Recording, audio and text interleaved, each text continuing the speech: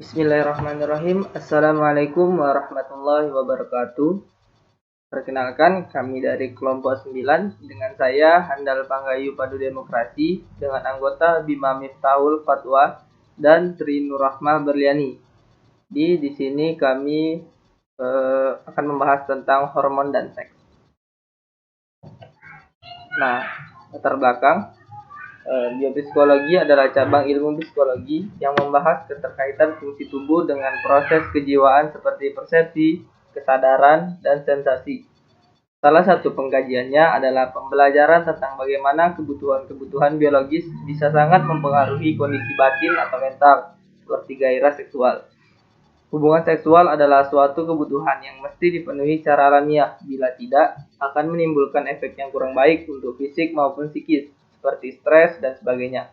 Proses munculnya gairah seksual selalu dipengaruhi oleh beberapa jenis hormon yang saling bersinergi, baik secara sadar maupun tidak. Dalam hal ini, biasanya hormon yang dimiliki pria dan wanita berbeda.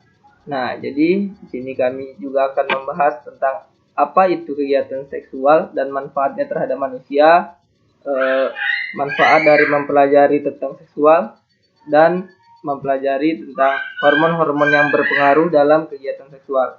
Oke. Langsung saja, yang pertama, apa itu kegiatan seksual dan manfaat terhadap manusia? Nah, seks adalah suatu informasi yang mengenai persoalan seksualitas manusia yang jelas dan benar. Nah, informasi itu meliputi proses terjadinya pembuahan, kehamilan sampai kelahiran, tingkah laku seksual, hubungan seksual, dan aspek-aspek kesehatan, kejiwaan, dan kemasyarakatan. Nah, seks juga diartikan sebagai perbedaan badani atau biologis perempuan dan laki-laki yang sering disebut dengan jenis kelamin. Nah, berbeda dengan pengertian seksualitas. Seksualitas itu menyangkut berbagai dimensi yang sangat luas, yaitu dimensi biologis, sosial, psikologis, dan kultural. Nah, seksual dari dimensi biologis berkaitan dengan organ reproduksi dan alat kelamin, termasuk bagaimana menjaga kesehatan alat kelamin dan memfungsikan secara optimal organ reproduksi dan dorongan seksual. Nah, kalau dari dimensi biologis itu erat kaitannya dengan bagaimana menjalankan fungsi makhluk seksual, identitas, peran atau jenis, serta bagaimana dinamika aspek-aspek psikologis seperti kognisi, emosi, motivasi, perilaku terhadap seksual itu sendiri. Nah, membentuk pengertian tentang perbedaan seks antara pria dan wanita, keluarga, pekerjaan, dan seluruh kehidupan yang selalu berubah dan berbeda dalam tiap masyarakat dan kebudayaan. Nah, mempelajari tentang seks ini sangat penting, teman-teman. Nah, adapun fungsi dari mempelajari tentang seks ini. Nah, yang pertama itu memberikan pengertian yang memadai mengenai perubahan fisik, mental, dan proses kematangan emosional yang berkaitan dengan masalah seksual pada remaja. Nah, di Indonesia sendiri ini membahas tentang seksual ini masih tabu di masyarakat gitu. Kalau kata orang Jawa tuh saru gitu. Jadi penting bagi kita, maksudnya penting bagi orang tua untuk memberikan edukasi, memberikan pengetahuan tentang perubahan fisik, memberikan pengetahuan tentang seksual agar si remaja tersebut tidak salah arahnya gitu kan. Nah, selanjutnya mengurangi ketakutan dan kecemasan sehubungan dengan perkembangan dan penyesuaian seksual, yaitu peran, tuntutan, dan tanggung jawab. Nah, peran yang dimaksud di sini yaitu seperti suami dan istri, jelas berbeda dengan orang yang belum berumah tangga, gitu kan, belum menikah maksudnya. Selanjutnya, membentuk sikap dan memberikan pengertian terhadap seks dalam semua manifestasi yang bervariasi. Nah, selanjutnya, memberikan pengertian bahwa hubungan antara manusia dapat membawa kepuasan pada kedua individu dan kehidupan keluarga. Setelah itu, memberikan pengertian mengenai kebutuhan nilai moral yang esensial untuk memberikan dasar yang rasional dalam membuat keputusan berhubungan dengan berperilaku seksual. Selanjutnya, memberikan pengetahuan tentang kesalahan dan penyimpangan seksual agar individu dapat menjaga diri dan melawan eksploitasi yang dapat mengganggu kesehatan fisik dan mentalnya. Nah, teman-teman sekalian, seperti banyak berita yang beredar, banyak sekali kasus-kasus penyimpangan dalam seks, gitu kan. Nah, ini salah satu mengapa kita harus mempelajari tentang seks agar terhindar dari eksploitasi yang mengganggu kesehatan fisik dan mental kita, gitu kan. Nah, selanjutnya untuk mengurangi prostitusi, ketakutan terhadap seksual yang tidak rasional, dan eksplorasi seks yang berlebihan. Nah, ini berkaitan dengan poin sebelumnya, teman-teman. Selanjutnya, memberikan pengertian dan kondisi yang dapat membuat individu melakukan aktivitas seksual secara efektif dan kreatif dalam berbagai peran. Nah, peran yang dimaksud sini yang seperti saya bilang tadi, seperti peran sebagai suami, istri, itu kan, orang tua, anggota masyarakat.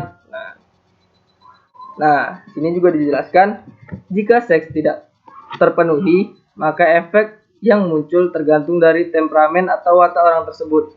Nah, jadi ada orang-orang yang jika keinginannya itu tidak terpenuhi, mereka akan marah, gitu kan. Nah, sedangkan sebaliknya ada juga orang yang temperamennya terkontrol. Nah, penyaluran nafsu seksual bisa dia tahan hingga waktunya. Selanjutnya kita akan menjelaskan tentang hormon-hormon yang berkaitan dengan seks dan bagaimana pengaruhnya. Nah, yang pertama yaitu estrogen. Nah, hormon estrogen ini memiliki beberapa peranan penting, yaitu menjaga dan mempertahankan kekuatan rahim. Nah, hormon ini diproduksi pada indung telur pada perempuan, gitu kan. Ada juga yang produksi di dalam sel dan kelenjar adrenal. Nah, hormon ini berperan dalam pubertas seperti menstruasi, kehamilan, dan menopause. Nah, fungsi utama dari hormon ini adalah pembentukan karakteristik seksual pada wanita. Contohnya pertumbuhan payudara, pertumbuhan rambut vagina dan rambut ketiak, serta siklus menstruasi dan sistem reproduksi. Nah, level hormon estrogen pada wanita bisa berbeda-beda. Bahkan pada wanita yang sama, level estrogen akan variatif setiap harinya. Oleh sebab itu, perbedaan level estrogen tidak menandakan sesuatu yang berarti. Hanya saja, jika level ini meningkat atau menurun terlalu drastis, dapat menyebabkan efek samping.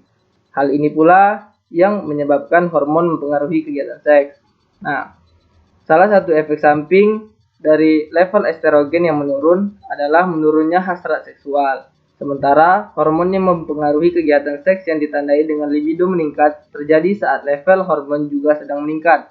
Saat itu, tubuh akan memproduksi pelumas pada vagina. Produksi ini meningkatkan keinginan atau hasrat wanita terhadap kegiatan seksual. Yang kedua adalah hormon progesteron. Nah, progesteron berperan dalam mempersiapkan rahim sebagai tempat tumbuhnya janin. Nah, hormon progesteron juga berfungsi untuk mendukung proses kehamilan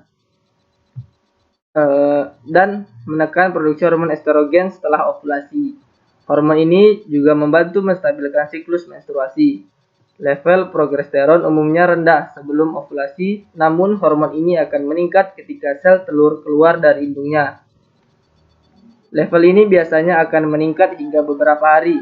Jika berujung pada kehamilan, maka level progesteron akan terus meningkat. Namun, jika level hormon menurun, maka akan terjadi menstruasi.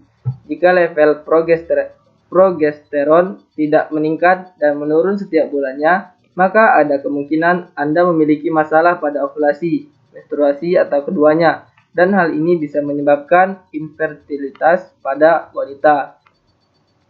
Nah, berbeda dengan hormon estrogen yang dapat meningkatkan gairah seks, peningkatan hormon progesteron justru dapat mengurangi hasrat seksual pada wanita. Meski dianggap sebagai hormon wanita, progesteron juga dapat ditemukan pada laki-laki. hormon mempengaruhi kegiatan seks dan indikasi jika jumlah hormon ini menurun pada pria, maka libido atau hasrat seksual yang dimilikinya juga akan menurun. Bahkan, selain menurunnya libido, hormon mempengaruhi kegiatan seks ditandai dengan disfungsi ereksi pada pria. Nah, selanjutnya yaitu hormon testosteron. Testosteron atau hormon laki-laki juga memiliki fungsi dalam pembentukan kepadatan tulang dan kekuatan otot. Nah, hormon ini bertanggung jawab terhadap berbagai perkembangan seksual pada pria. Hormon ini membantu organ eksternal maupun internal untuk berkembang, termasuk organ reproduksi pada pria seperti penis dan testis. Pada masa pubertas, hormon bertanggung jawab terhadap pembentukan suara pria. Jadi ya suara pria jadi berat, kan? Jadi tumbuh jakun, pertumbuhan rambut pada area penis, pertumbuhan rambut pada wajah dan di ketiak. Nah, selain itu, hormon mempengaruhi kegiatan seks di mana hormon ini meningkatkan sisi agresif pada pria dan meningkatkan libidonya. Hal ini disebabkan laki-laki membutuhkan testosteron dalam reproduksi sperma. Sementara pada wanita, hormon mempengaruhi kegiatan seks dengan meningkatkan libido. Selain itu, testosteron pada wanita juga berfungsi membantu hormon penting lain pada siklus menstruasi. Nah, di samping itu, hormon ini juga membantu metabolisme dan regulasi pada laki-laki dan wanita. Contohnya, menstimulasi tubuh dan membuat sel darah merah. Nah, itulah sedikit penjelasan dari kami. Jika ada salah dalam penyampaian materi, mohon maaf atas kesalahan tersebut. Saya akhiri. Wassalamualaikum warahmatullahi wabarakatuh.